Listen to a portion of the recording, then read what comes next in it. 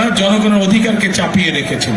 প্রিয় ভাই বোনেরা, আজকে এই 12 তারিখের নির্বাচন শুধু যে আমরা গণতন্ত্রের ভিত্তিকে মজবুত করব তা নয়, গণতন্ত্রের ভিত্তিকে মজবুত করার পাশাপাশি 12 তারিখের নির্বাচন হচ্ছে আমাদের আগামী দিনের দেশ গঠনের নির্বাচন। 12 তারিখের নির্বাচন হচ্ছে আমাদের জনগণের ভাগ্যের পরিবর্তনের নির্বাচন। কাজেই আমাদেরকে প্রিয় ভাই বোনেরা এখন সামনের দিনে দেশ গঠন করতে হবে। আমরা আন্দোলন করেছি, আমরা সংগ্রাম করেছি, আমরা আমাদের ভোটের রাজনৈতিক অধিকার আমরা আদায় করেছি। এখন প্রিয় ভাই বোনেরা, সেই রাজনৈতিক অধিকারকে প্রতিষ্ঠিত করার মাধ্যমে আমাদেরকে করতে হবে দেশের উন্নয়ন, বাংলাদেশের মানুষের অর্থনৈতিক স্বাধীনতা আমাদেরকে ভিত্তিপ্রস্তর স্থাপন করতে হবে। অর্থনৈতিক স্বাধীনতা দল মত নির্বিশেষে, শ্রেণী পেশা নির্বিশেষে প্রত্যেকটি মানুষ যাতে অর্থনৈতিকভাবে স্বাধীন হতে পারে, আমাদেরকে সেই ব্যবস্থা নিশ্চিত করতে হবে প্রিয় ভাই বোনেরা। এবং সেই জন্যই আপনারা দেখেছেন যে আমরা জাতির সামনে কি উপস্থাপন করেছি। আমরা বলেছি এই দেশের মানুষের অর্ধেক নারী, জনসংখ্যার অর্ধেক হচ্ছে নারী, এবং এই নারীদেরকে যদি আমরা আমাদের উন্নয়ন যাত্রার সাথে সম্পৃক্ত না করি, আমরা কোনোভাবেই বাংলাদেশের উন্নয়ন করতে পারবো না। এবং সেই জন্যই এই দেশের খেটে খাওয়া নারী যারা, খেটে খাওয়া মানুষ যারা, খেটে খাওয়া পরিবারের যারা গৃহিণী, যারা মা, তাদেরকে আমরা অর্থনৈতিকভাবে স্বাবলম্বী করে গড়ে তোলার জন্য আমরা ফ্যামিলি কার্ডের কথা বলেছি। প্রিয় ভাই বোনেরা, সারা বাংলাদেশে যত গৃহিণী আছে, সারা বাংলাদেশে খেটে খাওয়া যত পরিবার আছে, প্রত্যেকটি মায়ের হাতে, প্রত্যেকটি গৃহিণীর হাতে আমরা এই ফ্যামিলি কার্ড পৌঁছে দিব। এবং এই ফ্যামিলি কার্ডের মাধ্যমে সরকারের পক্ষ থেকে তাদেরকে প্রতি মাসে একটি সহায়তা বা সহযোগিতা দেওয়া হবে, যার মাধ্যমে ধীরে ধীরে পরিবারগুলো অর্থনৈতিকভাবে স্বাবলম্বী হয়ে উঠতে পারবে। প্রিয় ভাই বোনেরা, আমরা বিশ্বাস করি যে এই দেশের কৃষক যদি ভালো থাকে তাহলে বাংলাদেশ ভালো থাকবে।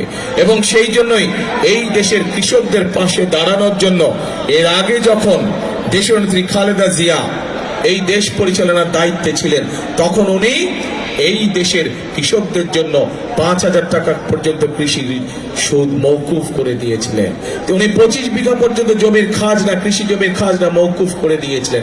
এবং তারই ধারাবাহিকতায় প্রিয় ভাই বোনেরা, আমরা সিদ্ধান্ত গ্রহণ করেছি যে 12 তারিখের নির্বাচনে ইনশাল্লাহ আপনাদের সহায়তায়, আপনাদের সমর্থনে বিএনপি সরকার গঠনে সক্ষম হলে সমগ্র বাংলাদেশে যত কৃষক আছে যাদের কৃষি ঋণ 10,000 টাকা পর্যন্ত, আগামী বিএনপি সরকার এই 10,000 টাকা পর্যন্ত কৃষি ঋণের সুদ সহ কৃষি ঋণ মওকুফ করে দিবে। প্রিয় ভাই বোনেরা, আমার হাতে একটি কাগজ আছে, এই কাগজের মধ্যে একটি কথা লেখা আছে। সেই কথাটি হচ্ছে যে এই এলাকার বহু ছেলে মেয়েরা আছে, তরুণ যুবক সদস্য আছে, তরুণ সমাজের সদস্য আছে, ছেলে হোক মেয়ে হোক, তাদের কাছে শিক্ষার আলো আছে, কিন্তু বেচারা মানুষগুলো বেকার হয়ে পড়ে আছে, কর্মসংস্থানের অভাব আছে।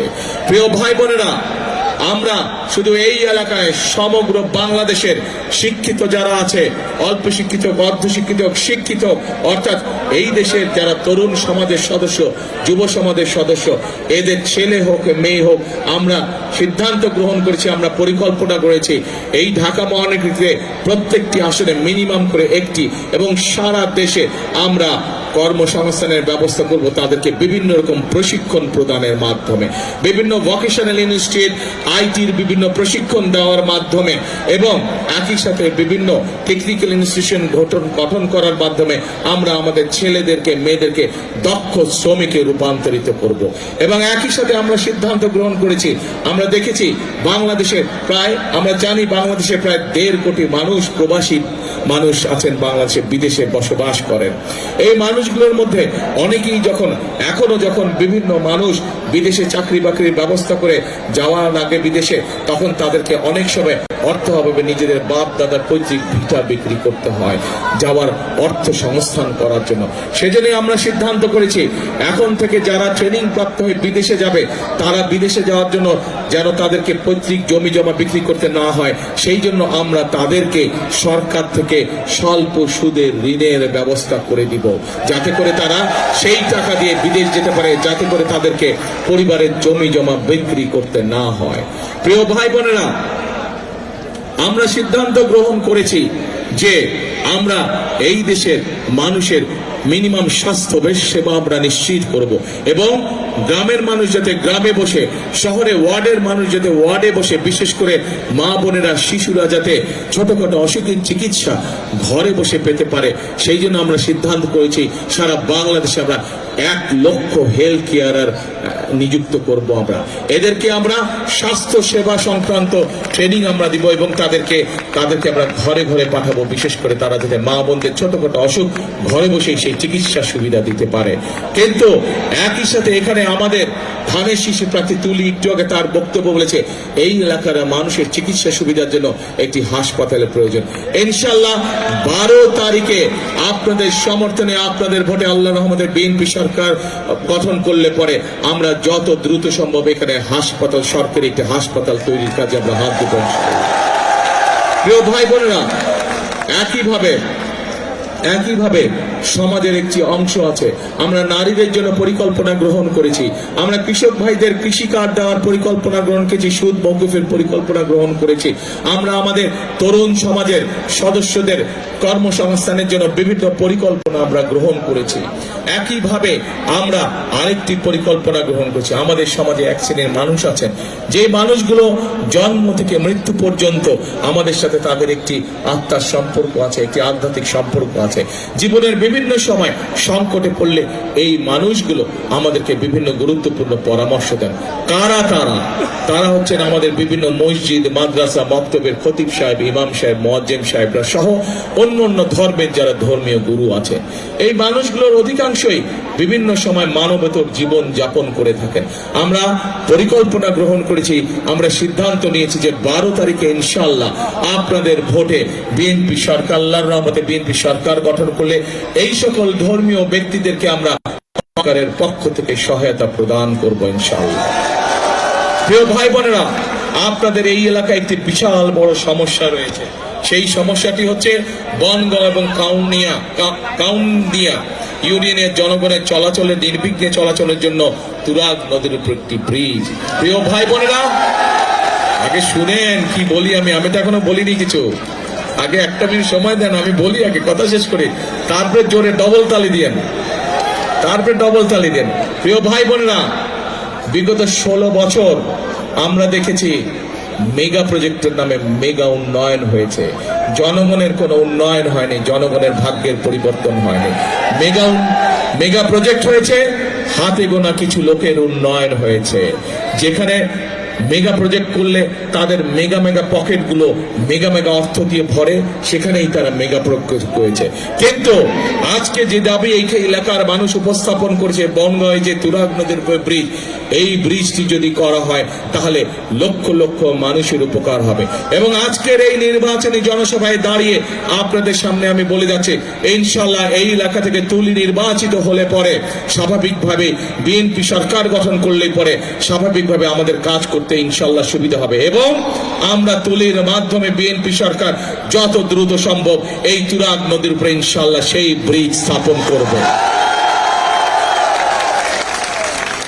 প্রিয় ভাই বোনেরা, এই আস্তে আস্তে স্লোগান দিও না ভাই, তুমি স্লোগান দিলে আমি বক্তৃতা ভুলে যাব। প্রিয় ভাই বোনেরা, চুলাই শহীদদের আত্মত্যাগের বিনিময়, তুলির ভাইয়ের মতন শত হাজারো ভাইয়ের, সুমনের মতন, তাদের মতন গুম হয়ে যাওয়া মানুষগুলোর আত্মত্যাগের বিনিময় আজকে বাংলাদেশের মানুষ তথা আমরা আজকে আমাদের ভোটের অধিকার ফিরে পেয়েছি, আমরা আমাদের কথা বলার অধিকার ফিরে পেয়েছি। আমরা দেখেছি গত 1 যুগ ধরে কিভাবে এই দেশের মানুষের রাজনৈতিক অধিকারকে গলা টিপে হত্যা করা হয়েছিল।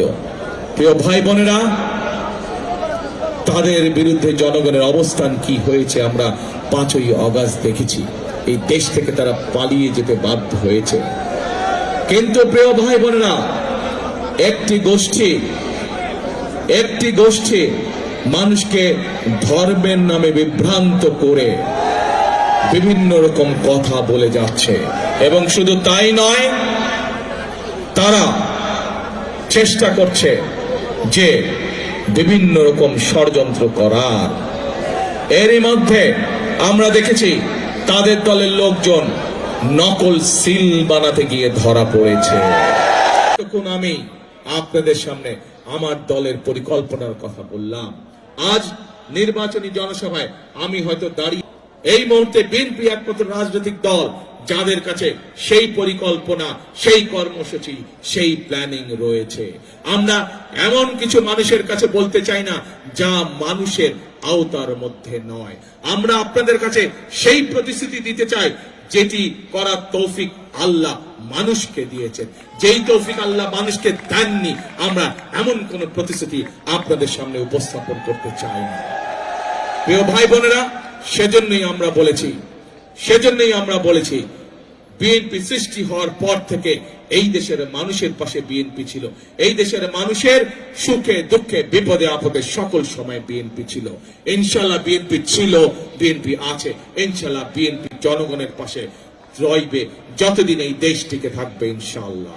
প্রিয় ভাই বোনেরা, আসুন আজকের এই নির্বাচনী জনসভার প্রতিজ্ঞা হোক একটি, এই নির্বাচনী জনসভার শপথ হোক একটি, সেটি হচ্ছে আগামী দিন আমরা আমাদের এই মাতৃভূমি, আমাদের এই প্রিয় মাতৃভূমি, আমাদের এই দেশকে আমরা গড়ে তুলব আগামী দিন। এবং সেই জন্যই যদি এই মাতৃভূমিকে গড়ে তুলতে হয়, এই দেশকে যদি গড়ে তুলতে হয়, তাহলে আমাদেরকে কাঁধে কাঁধ মিলিয়ে এই দেশের প্রত্যেকটি মানুষকে আমাদেরকে কাজ করতে হবে। প্রিয় ভাই বোনেরা, দেশনেত্রী বেগম খালেদা জিয়া, ওনার সন্তান হিসেবে আমি জানি এই মানুষটিকে স্বৈরাচার বিভিন্ন সময় বিভিন্ন রকম প্রস্তাব দিয়েছিল যে আপনাকে আমরা ছেড়ে দিব, আপনি বিদেশ চলে যান। কিন্তু এই মানুষটি বাংলাদেশের মানুষকে ছেড়ে যায় নাই। শত অত্যাচার, জুলুম, নির্যাতন, জেল জুলুমের পরেও এই মানুষটি এই বাংলাদেশের মানুষকে ছেড়ে যায়নি। কারণ দেশনেত্রী সকল সময় সব সময় বলতেন, এই দেশই হচ্ছে আমার প্রথম, এই দেশই আমার শেষ ঠিকানা, এই দেশ ছেড়ে আমি কোথাও যাব না। প্রিয় ভাই বোনেরা, যেহেতু আমাদের সকলের প্রথম এবং শেষ ঠিকানা হচ্ছে এই বাংলাদেশ, আসুন আমরা আজকে শপথ গ্রহণ করি, আমরা আজকে প্রতিজ্ঞা করি যে 12 তারিখের নির্বাচনে তুলিকে বিজয়ী করে, 12 তারিখের নির্বাচনে ধানের শীষকে বিজয় করে 13 তারিখ থেকে আমরা ইনশাল্লাহ ধানের শীষের নেতৃত্বে বাংলাদেশকে, জুলাই শহীদদের প্রত্যাশিত সেই বাংলাদেশ গড়ে তুলব। বাংলাদেশকে 71-এর শহীদদের সেই প্রত্যাশিত বাংলাদেশ তৈরি করার কাজে আমরা হাত দিব। কে আছেন নাকি বাংলাদেশ গড়ার কাজে? কারা কারা বাংলাদেশকে গড়তে চান? আপনারা কারা কারা গড়তে চান? আসুন আমরা এতগুলো হাত যদি কাজে নেমে যায়, এতগুলো হাত যদি সহযোগিতা করে, সমর্থন করে, ইনশাআল্লাহ প্রিয় ভাই বোনেরা, আমরা আমাদের সেই প্রত্যাশিত বাংলাদেশ গড়ে তুলতে সক্ষম হব। সেজন্যই আমি একটি কথা বলি প্রিয় ভাই বোনেরা, প্রিয় ভাই বোনেরা, করব কাজ, গড়ব দেশ, সবার আগে করব কাজ, সবার আগে বাংলাদেশ। প্রিয় ভাই বোনেরা, আজ আনুষ্ঠানিকভাবে আমি তুলির হাতে এই ধানের শীষ তুলে দিয়ে যাচ্ছি। আপনারা তুলিকে 12 তারিখ পর্যন্ত দেখে রাখবেন। ইনশাআল্লাহ 13 তারিখ থেকে তুলি বিজয় হয়ে আসলে 13 তারিখ থেকে তুলি থাকবে এই এলাকার মানুষের পাশে সুখে দুঃখে সকল সময় ইনশাআল্লাহ। প্রিয় ভাই বোনেরা, আসুন আমাদের শপথ হোক দেশ গড়ার, আমাদের শপথ হোক রাষ্ট্র পুনর্গঠন করার। আল্লাহ হাফেজ। বাংলাদেশ জিন্দাবাদ, বাংলাদেশ জাতীয়তাবাদী জিন্দাবাদ। আসসালামু আলাইকুম।